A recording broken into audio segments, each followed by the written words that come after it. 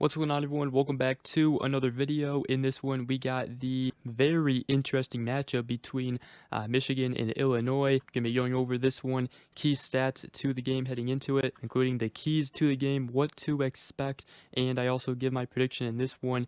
And I also go over why Michigan could surprise a lot of people in this one. So we're gonna be talking about all that and more in this video. So let's go ahead and get started here. So first of all, this is the first ranked matchup between the two at Memorial Stadium since 2000. So not only is this a big game, but it is the 100th anniversary of the dedication of Memorial Stadium and the 100th anniversary of the legendary performance by Red Grange against Michigan back in 1924. So, this is a big game for this Illinois team. It's going to mean a lot to them, but, for this Michigan team, ranked 24th, 4-2 on the season, needing a bounce back win, this is a crucial game for both of these teams. Illinois having a great season so far, 5-1, ranked 22nd in the country, only loss coming to Penn State. This is a chance for them to really make a statement, and this is actually also a pretty big game for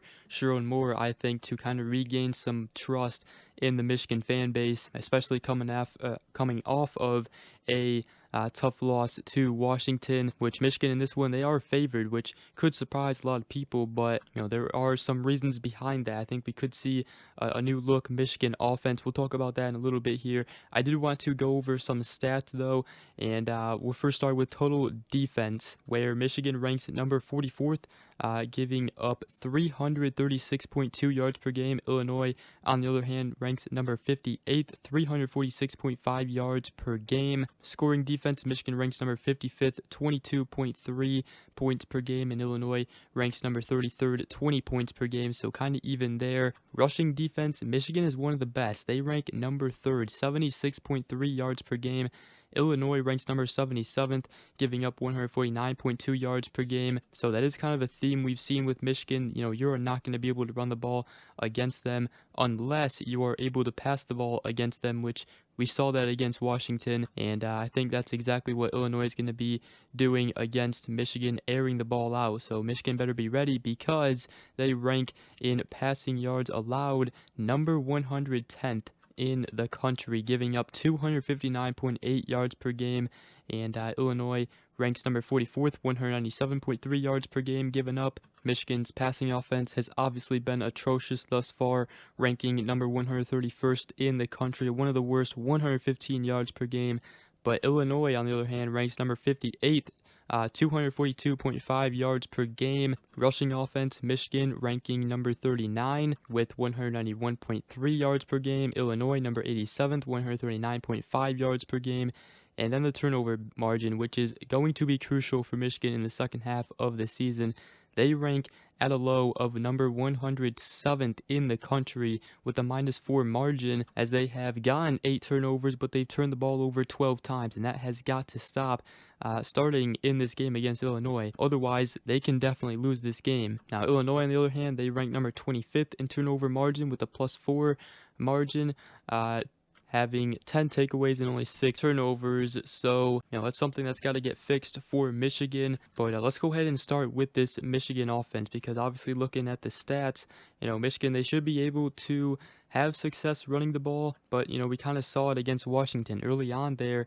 They weren't having success. Alex Orji started out as the quarterback for the first 2 drives, and for the whole first quarter they had to make the switch to Jack Tuttle, and then this offense became a lot more balanced. They started having success, and that's why I think this Michigan offense and this team as a whole can really surprise a lot of people in this game. This offense should look a lot more balanced. It should look a lot different with 2 weeks practice under Tuttle, as obviously he only had 3 days of practice before the Washington game. We saw what he could do with 3 days of practice, in those 3 drives brought Michigan back in the game. They took the lead, but then his mistakes probably he was a little rusty. He had a fumble interception that kind of cost Michigan the game. But now with 2 weeks of practice, those mistakes should be cleaned up. And as long as Tuttle can stay healthy, I think we're going to see this Michigan offense really at its peak here in the second half of the season. And it should look a lot different compared to the first half of the season. So that's a little hope. But obviously, we still have to see it on display. And it starts against Illinois on Saturday. But again, I mean, they can't turn the ball over, but this offense, they have a lot of weapons. They got Donovan Edwards. They have Kalel Mullings, two really good backs, and they have Colston Loveland, the tight end. We obviously saw Morion Walker catch a pass over the middle from Tuttle in the Washington game. Hopefully we see more of that, and hopefully we see more receivers step up, because Michigan needs other receivers and other targets out there other than Colston Loveland. So that was a good sign, and hopefully we see more of that. Now Michigan, they may make some changes to the offensive line because Evan Link has been struggling. Jeffrey Percy might replace him as long as Miles Hinton is healthy and ready to go. As Percy, he did take over for Hitton's place when he was injured for the game against Washington. So we could see that change. But again, Illinois, they have kind of struggled with stopping the run. So Michigan, they could potentially have success running the ball, especially with Illinois' defense probably having to respect Tuttle's arm now and play a normal defense, which is going to be huge for this offense. But again, Illinois, they have done really good at generating turnovers. Michigan, they can't turn the ball over, especially on the road and late in the game. If they continue to do that, like I said, it's going to be a rough second half of the season, I think. So really, I think in this one for Michigan's offense, look for them to establish the run early, and then also, that should open things up for Jack Tuttle, make him ease into the game more, find a rhythm, and I think we should be able to see this offense have success, a lot more success than they have in the first half of the season. So I think they could surprise a lot of people there. And then when you look at Illinois' offense, though, I mean, this is their strength, right? I mean, you look at the games they've played, the only team they struggled against was Penn State, only scoring 7 points, but they just put up 50 against Purdue. Obviously, that game went to overtime, almost, blew that lead, but they got the job done. This offense, this passing attack is going to potentially give this Michigan defense some fits, because Michigan's passing defense has been terrible this season. It's something Wink Martindale in this defense, this secondary, has got to get better. Illinois has a really good quarterback out of Luke Altmaier, who is making the case to be one of the best quarterbacks in the Big Ten, I think. Illinois hasn't really been able to run the ball that much this season, but their passing attack is their success offensively, and that could be a problem for Michigan's defense, especially if they don't get pressure on Altmaier. Now, I do think Michigan should be able to dominate in the trenches on the defensive line against Illinois' offensive line, because Illinois right now is last in the Big Ten with sacks allowed. They gave up a lot to Penn State, and I think that could be the same trend we see from this Michigan defense. Although, if Illinois gets the ball out fast, that could be a problem for Michigan. So it's something that, we just have to see. Wink Martindale has to call a good game, because if he's blitzing too much and we're not getting pressure, that's not good. That's not going to lead to success. We saw that against Washington. It wasn't working. But the good thing for Michigan is right now they're leading the Big Ten in conference play with 13 sacks and 23 tackles for loss. So we've seen this defensive line do some damage against USC. They did a pretty good job against Minnesota, especially in the first half. Kind of fell apart in the fourth quarter, but this defensive line is one of the best in the country. Wink Martindale just has to utilize them in the right way, and sometimes you don't have to send everybody to get pressure on the quarterback. Michigan has the potential to just send 4 and still get pressure with the players they have on the defensive line. So hopefully Derek Moore is healthy. We were missing him against Washington. That'll be a huge piece.